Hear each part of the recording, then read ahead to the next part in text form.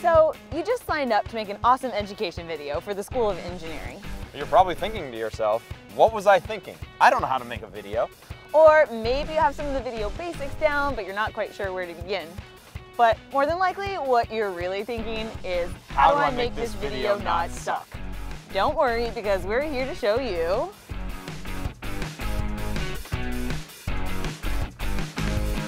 So we're here to make a video about how to make a video. It's very meta if you think about it.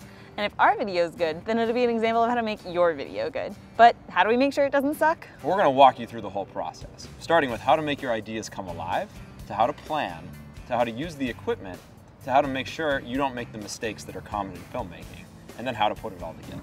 All right, sounds awesome. You want to go find a quiet place to think? And watch some video. All right, let's do it. Do you want to try this one? Yeah, that's good. All right, let's check this out. Oh yeah, this is definitely the one. Yeah, I think this will be perfect. Okay, so you have your topic. For you guys, the topic could be anything. It could be chlorophyll, it could be gravity. Lightsaber physics, for example. For us, we're making a video about how to make videos. So what's the first step? Well, it's essentially divided into 3 different phases. The first phase is pre-production. The second phase is production. And the third phase? Post-production. Right. So for us, we have the topic. We haven't done anything. That means we're smack at the beginning of pre-production. Pre-production! First step, you have your topic. You have to consider your audience. For you guys, your audience is going to be junior high students. So think back to when you were in junior high, maybe your classes weren't that interesting, you've been sitting in lectures all day. That is not what we're going for. We really want to show kids that math and science can be really awesome. Step 1 is making sure they're entertained and engaged. Step 2 is actually delivering the message, because we're here to teach them. The next phase is really to do brainstorming. Even if it's crazy, write it down. Just collect everything. You'll get to a point later where you get rid of the crazy things, but now just go wild. But Brad, what if I don't have any ideas? I mean, I've never made a video before. Well, the beautiful thing is that there are millions of videos that have already been made and are easy to find. So, if you're running out of inspiration, don't really know what you're doing, steal some ideas. Steal? Well, okay. Draw inspiration from, or borrow liberally from.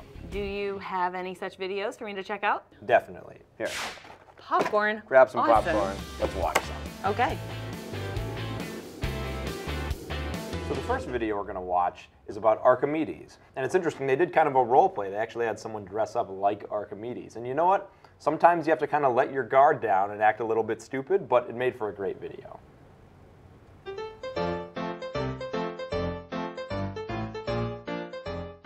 A long, long time ago, King Herod II of ancient Greece summoned a jeweler to make himself a crown out of pure gold. However, the king soon became distrustful of the jeweler and wondered if the crown was really made of pure gold.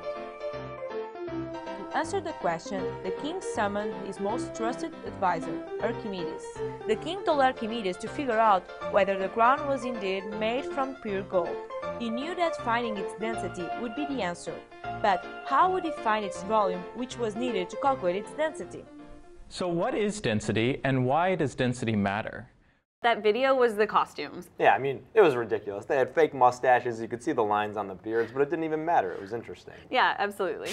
So in this video, the students decided to make a Foucault pendulum. But because this process takes a while, they used speeding up the tape in order to make it a little bit more interesting. Let's see what they did.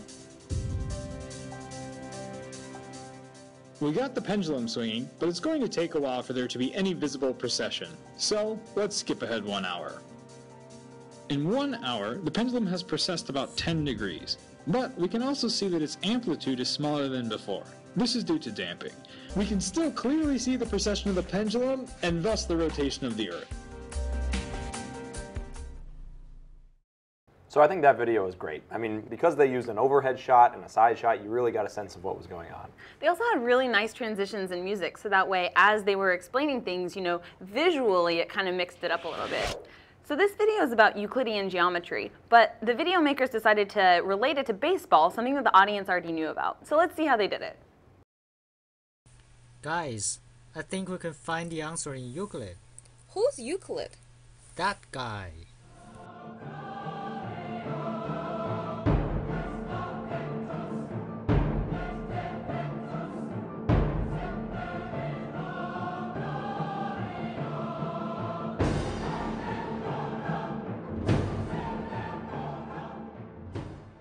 Euclid, how are you going to help us? Don't you worry, guys. It's all in here. And in here. Let's get to a blackboard.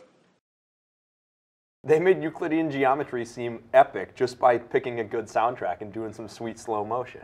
Exactly. Having the slow motion really kind of added to the drama of it. Yeah, it was awesome. So this video is all about the different kinds of pigments that are in leaves. But here the video makers decided to try and use humor in order to get their point across. I heard they hired some high-budget actors for this one. I heard they didn't really get their money's worth. Let's find out why.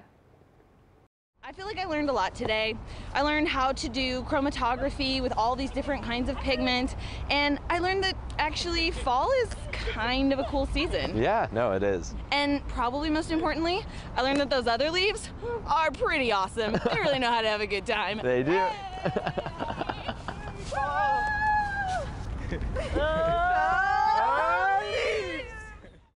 So what can we possibly say about that masterpiece? You know, I really felt that the costuming lended itself to the humor of the film. Oh, I agree. It had incredible mise-en-scène. Absolutely. 4 stars. 4-star performance. So you feeling inspired now? Yeah, I'm ready to do it. Awesome. Okay, well now that we got all of our ideas, the next step, we have to make a script. Okay. Okay, so what we're going to do here, we're going to do the script right here on the computer. This is what we're working with. The point of the script is that it gives us a plan, so that when we go to film, we know what we're doing in each scene. Okay, but we don't have to be like J.K. Rowling and have it perfect and every single word written down, right? No, absolutely not. And in fact, if you do write every word down, it's probably not even going to make a good video. Okay, so the kind of script that we're using is called a 2-column script. So on the left-hand side, we have all of our video, which really outlines what we'd like to see as the movie is going. On the right-hand side, though, we have our audio, which is a rough outline of what we'd like to say. The other really important thing about the script is it helps you to plan out the beginning and middle and end of your video. Yeah, because even though we've got a lot of great ideas, if we don't put them in a good order and storyboard it, the video might not flow right. It's also important that within the first 20 seconds of your clip, you really get to the point and let the audience know why you care, what information you're getting across, so that way they can really get invested in what you're saying. Yeah, I mean, if we don't hook them early, they're not going to pay attention. Well, you want to check out an example? Yeah, let's do it. Okay. More than likely, what you're really thinking is, How do I make this video not suck? Oh yeah, definitely nailed it. Nailed it. Using the 2-column format also lets you see where some of your video ideas are a little bit skimpy. Yeah, you got a lot of great things to say, but you don't have a good shot to go with it. It's not going to make a good video. So what do you think we should fill it in with here?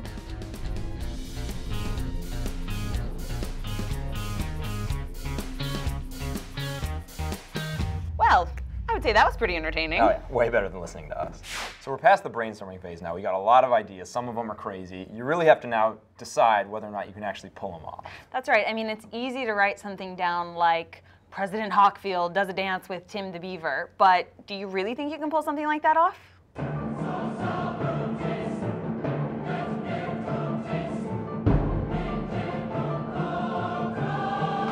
Okay, it turns out sometimes you can pull it off. Okay, well, I guess the moral of the story is if you can pull it off, go for it. The one thing you need to be really careful about is that you don't use any copyrighted audio or video, because we can get a lot of trouble if we don't have permission to use it. Wait, so you're saying I can't sing Justin Bieber in my video? Well, you can't sing it, and let's be honest, people probably don't want to hear it either. All right, fair enough, fair enough.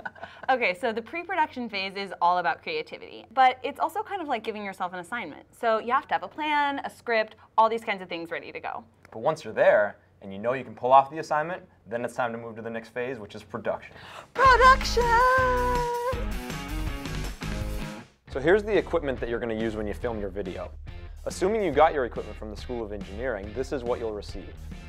A handheld high-def camera, 2 fully charged batteries, a tripod, an external microphone, an external headset, and lights if you need them. So there's a few things about this camera that you should know about.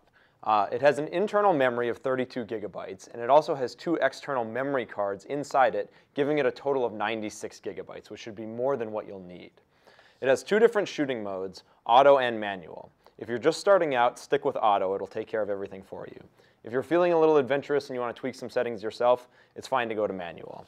And third, and probably most importantly, the batteries can only be charged when they're in the camera, meaning you can't shoot and charge batteries at the same time. So whenever you go to film, always make sure you have both your batteries and they're fully charged, because you won't be able to charge them on set. So next is the lavalier external microphone. It's really important that you use an external mic because the mic that's built into the camera is not going to give very good audio. This plugs in to the camera and it has an on-off switch. Something you have to keep in mind is always keep this in the off position when you're not actually recording. The reason is because it has an internal battery and it's going to die quickly if you turn it on, even if you're not using it. If you find that you're getting choppy or bad audio, there's a good chance that the battery inside the mic is dying. So if that's happening, get a new battery. So last, but perhaps most importantly, is the external headphones.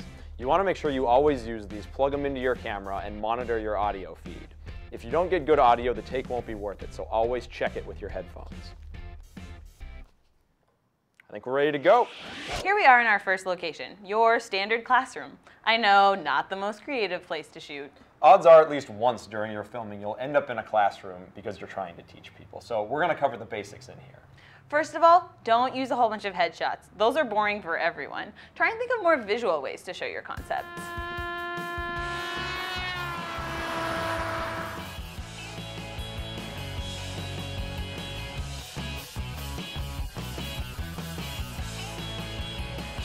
A lot of you are going to want to use equations in your videos, and if it's necessary, then go ahead. But there's a few things you need to be careful of.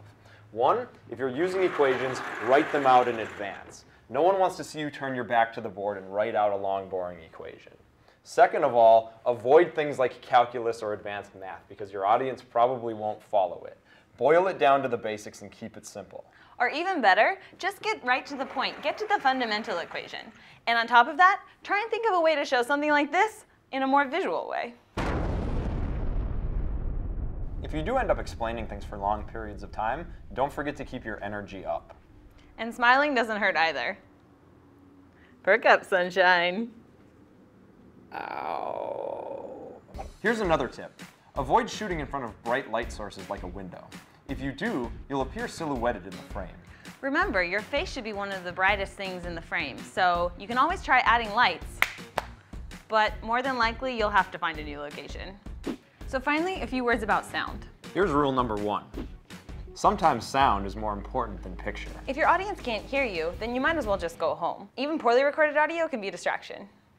One thing you want to make sure of is that you've got good audio levels. Your camera's going to have 2 settings, automatic and manual. If you put it in auto mode, the sound balancing will be taken care of for you. But if you think you want a little more control, you can put it into manual mode. Good audio on the lower end should be no lower than -20, and peaks on the higher end should be between -12 and -6. If you're below that range, the sound's probably going to be too weak. And if you're above that range, you're probably going to get distortion.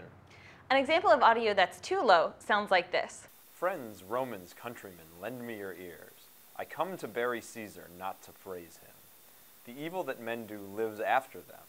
The good is oft interred with their bones. So let it be with Caesar. Audio that's too high, leading to distortion, will probably sound like this. Hear the sledges with the bells, silver bells. What a world of merriment their melody foretells. How they tinkle, tinkle, tinkle in the icy air of night, while the stars that oversprinkle all the heavens seem to twinkle with a crystalline delight. That was beautiful, despite being poorly recorded. Thank you. The next key to getting good audio is to remember to always use the external mic. The reason why this is important is because it allows you to get as close to the subject with the mic as possible. Just like us, we're wearing external mics, but what you can do is hide the wire inside a shirt, so that way your subject looks a little neater. If for some reason you're stuck using the built-in mic in your camera, remember, you're not going to get good audio outside about 3 feet. Let's do a demo. This is what the audio sounds like when I'm standing 2 feet away from the camera. When I stand at 3 feet and count to 5, 1, 2, 3, 4, 5, you should be able to hear the difference as I stand further and further away. Here I am at 5 feet, 1, 2, 3, 4, 5, and again at 6 feet. And with the inverse square law at 7 feet, you're hearing 1/49th of the sound you heard in the beginning. The final key to good audio is the recording environment itself. If you're filming indoors, you want to make sure you find an environment that's free of machines and extraneous noise. And if you're filming outside, make sure you don't have any wind noise or traffic. It's a good idea to scout out your location in advance and see how it sounds. If there's some incidental noise in your environment while you're filming, don't be afraid to ask nicely to get the person to stop while you're filming. Hey, we're filming here. please. Thank you. So we've done the classroom. Where's the other big place that science happens? You guessed it, the lab. Let's go there now. All right. Welcome to the lab. First, it's important to use proper safety procedures in your video. That's for two reasons. One, we want you to be safe. But two, you need to demonstrate proper procedures for your audience, otherwise MIT can't use the footage. Ready to do this? Let's do it. All right.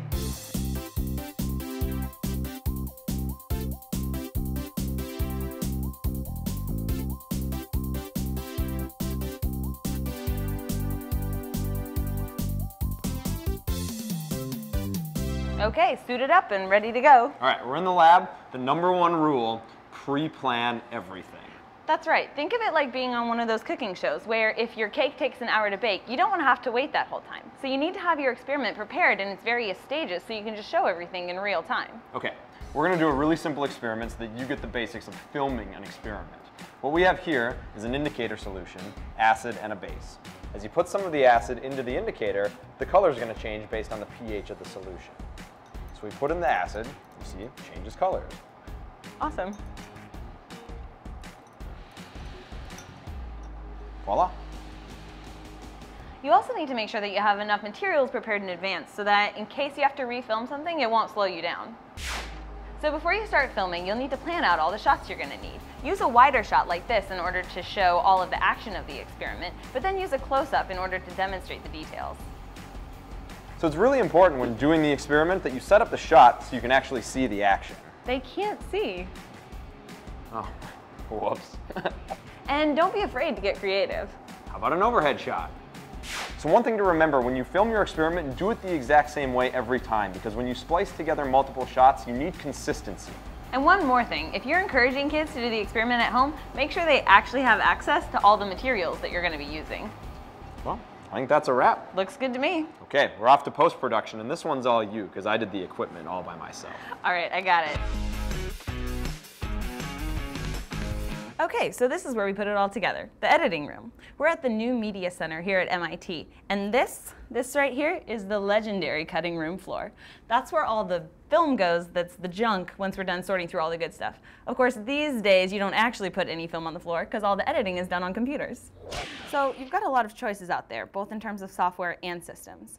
If you're more of a PC person, there's Windows Movie Maker, Adobe Premiere, Sony Vegas, Avid, and a whole bunch of other ones. For a Mac, you've got iMovie, Final Cut Express, Final Cut Pro, and Final Cut X. The program and platform that you pick is totally your call, depending on your comfort level, experience, and what you're trying to do with it. But no matter what you pick, the first step is downloading your video from the camera and onto the computer. If you're using a PC, download this software that came with the camera in order to import the video onto your computer. But if you're using a Mac and iMovie, plug in your camera and just follow the instructions. And if you're using Final Cut Pro, open the log and transfer window. Now that your footage is imported, you'll have a screen that looks something like this. This is Final Cut Pro. All editing programs are a little different, but they operate on similar principles. In Final Cut, you can click through your raw footage over here and edit it into a timeline down here. You have multiple video tracks and multiple audio tracks where you can add music or other sound effects. You can also add titles and graphics. And you can mix your audio levels too. Remember that good audio levels in editing are exactly like good audio levels in recording. You want to set your peak levels somewhere around -6 or -12.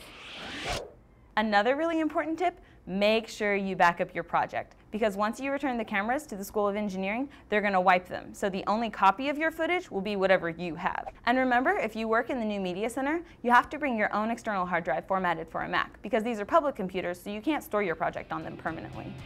How much time you spend editing can really vary, but it's a lot of fun and can really make the project. Also, depending on what you're trying to do, you can get great results with basic tools like iMovie and Windows Movie Maker. So get into it, and don't forget to keep your chips and cookie crumbs off the floors.